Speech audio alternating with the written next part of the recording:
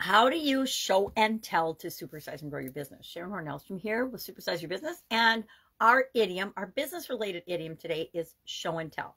This month in this year's Get Your Goals Annual Challenge, we're talking about spiritual goals and spiritual well-being and spiritual health. How do we go about getting what it is that we want with respect to our spiritual life? Now, early on in the challenge, we defined spirituality and spiritual well-being and spiritual health for us.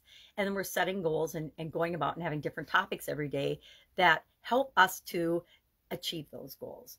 So today's topic is show and tell, or show, don't just tell, meaning set the example, be an example of what you want to see in your organization, in leadership, in the world, in business, etc.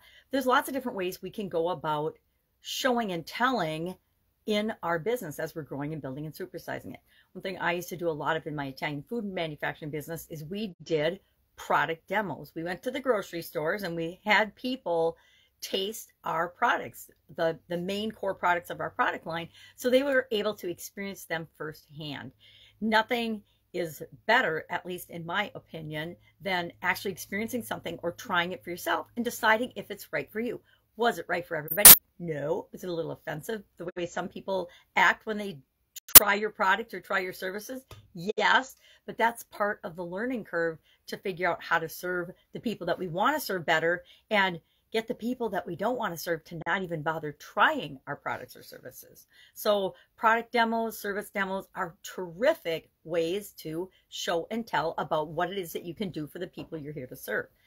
Presentations, sales presentations, just about every company on the world has some form of sales presentation. It used to be the old flip charts, right? Well, it used to be just talking, and then it was flip charts and things like that, and different binders and presentations, and now it's primarily electronic. A lot of people have, iPads they carry around with their presentations on them, etc. But visual presentations and product demos can be an example of that. Television sales, etc. Testimonials are a terrific way to show and tell and let other people brag up your business and what you can do for potential customers and clients instead of you having to say it yourself. It is probably 100 times more powerful for someone else to say how awesome you are than for you to say how awesome you are, or your products or services or your business is. Storytelling is another way to show and tell what your business products and services can do for people, right?